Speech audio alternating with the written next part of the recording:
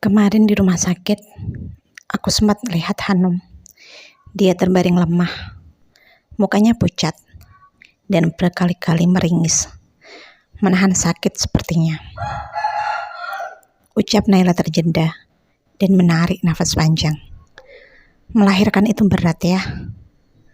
Tapi aku sangat ingin bisa merasakan sakit itu.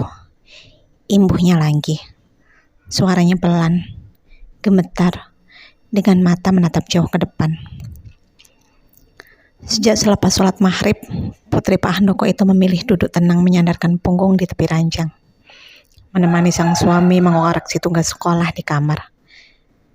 Tidak, aku mau di sini menemanimu, ucapnya tadi. Saat Dika bertanya mengapa tak membantu menyiapkan makan malam seperti biasa. Suatu saat, kamu pasti juga merasakan itu, timbal Dika. Sebagai seorang suami, ia sangat tahu sedalam apa keresahan yang dirasakan istrinya. Perjuangan yang tak kenal lelah untuk mendapatkan hasil garis 2. Dari periksa rutin ke dokter, konsumsi vitamin, makanan, dan juga pijat alternatif. Namun semuanya masih sama saja. Rahim itu masih kosong. Belum terisi. Atau mungkin memang Allah yang belum menitipkan kepercayaan itu pada istrinya. Oh ya mas, anaknya Hanum cantik loh. Kamu sudah lihat? Tanya Naila tiba-tiba. Seketika membuat Dika terdiam dan menelan getir saliva. Aku ingin, sangat berharap bisa melihat bayi itu. Bersih, kata orang-orang. Tapi bagaimana caranya? Batin Dika pun mulai memberontak. Dika menarik nafas berat. Aku belum. Lagian kenapa aku harus melihatnya? Ucapnya ringan. Lebih tepatnya berusaha berucap wajar. Naila terkekeh dan menggelengkan kepala pelan. Iya ya, kenapa harus melihatnya?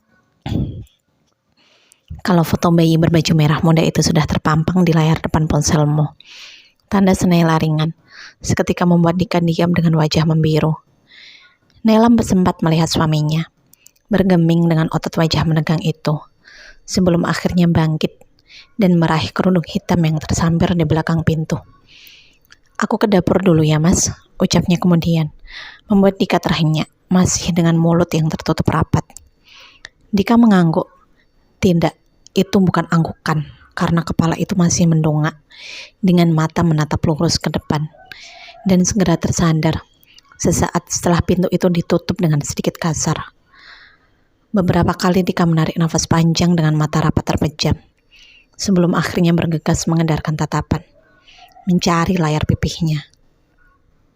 Di atas nakes, iya, sepulang sekolah sore tadi aku sempat berbaring dan menaruh ponsel itu di sana.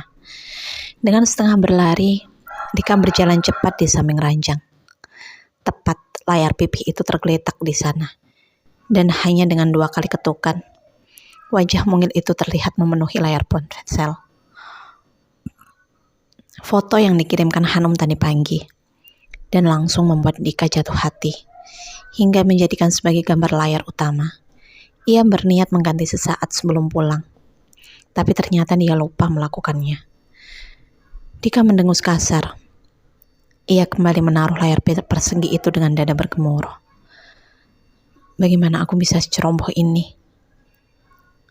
Waktu sudah berlalu lebih dari 30 menit dan Dika masih duduk, tertunduk, diam di tepi ranjang. Pada Naila, bagaimana aku akan menjelaskan semuanya? Nak, lirih terdengar panggilan sang mertua dengan suara pintu yang diketuk pelan. Dika mendengus. Iya bu, sahutnya, sebelum akhirnya berdiri dan melangkah ke arah depan. Bu Sumarni tersenyum. Makan malam dulu, ucapnya. Begitu sang menantu terlihat berdiri di ambang pintu. Dika mengangguk gamang, dengan dahi yang berkerut-kerut. Naila di dapur sedang menyiapkan minum, ulas Bu Sumarni, seolah tahu apa yang tengah berdiam di benak menantunya. Dika terkekeh. Iya bu, sahutnya, dan dengan langkah ragu, ia berjalan di belakang sang mertua. Dari jarak yang masih terbilang jauh, Dika bisa melihat jelas istrinya itu. Wanita itu masih terlihat ceria, sama dan selalu menebar canda. Bahkan ia terlihat tertawa lebar bersama kakak dan juga bapaknya. Apakah perselingkuhan itu Naila benar-benar belum mengetahuinya? Atau sebenarnya kini dia tengah berpura-pura tak mengerti apa-apa?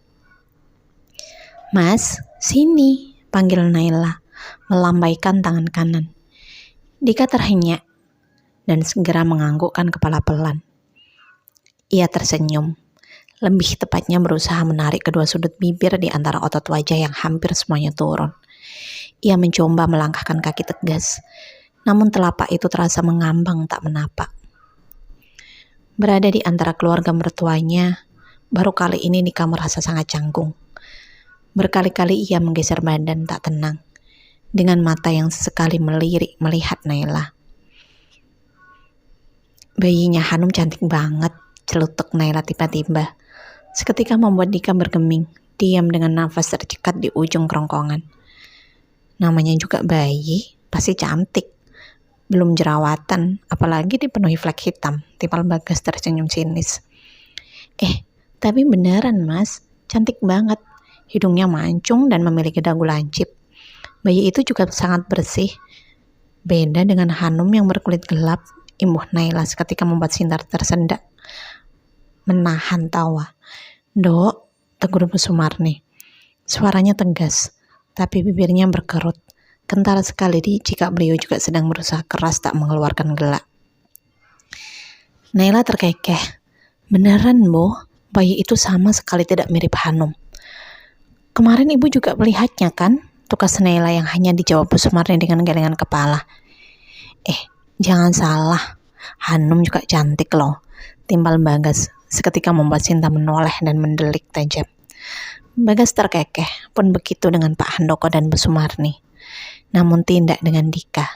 Suami Naila itu terlihat tegang dan berkali-kali menggeser tubuh gelisah. "Bukan kamu yang menghamili Hanum kan mas?" tanya Naila serius. Matanya melebar dengan kepala sedikit maju ke depan. Bagas tersendak, segera mengambil segelas air putih dan meneguknya hingga habis. "Aku, istriku lebih cantik daripada Hanum. Ngapain harus titip saham di sana?" "Cantik bukan jaminan suami setia."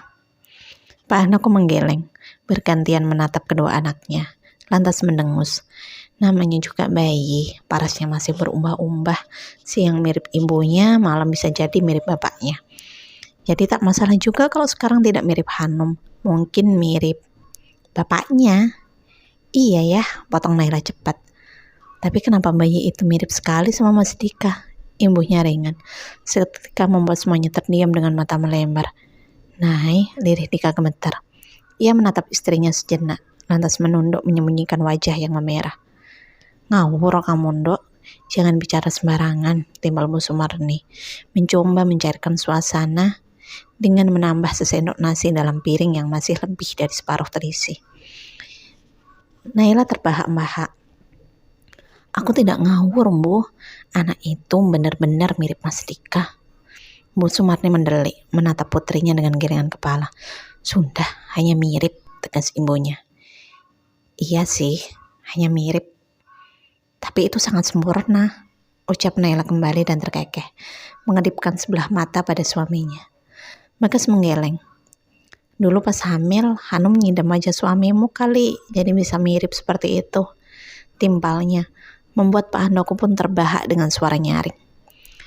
Naila melirik suaminya, tersenyum sinis melihat lelaki itu bersusah payah melebarkan tawa dengan wajah yang pucat pasi. "Tapi kamu benar-benar tidak urut andil kan, Mas?" tukas Naila tiba-tiba. Seketika membuat semuanya kembali terdiam dan saling menatap heran.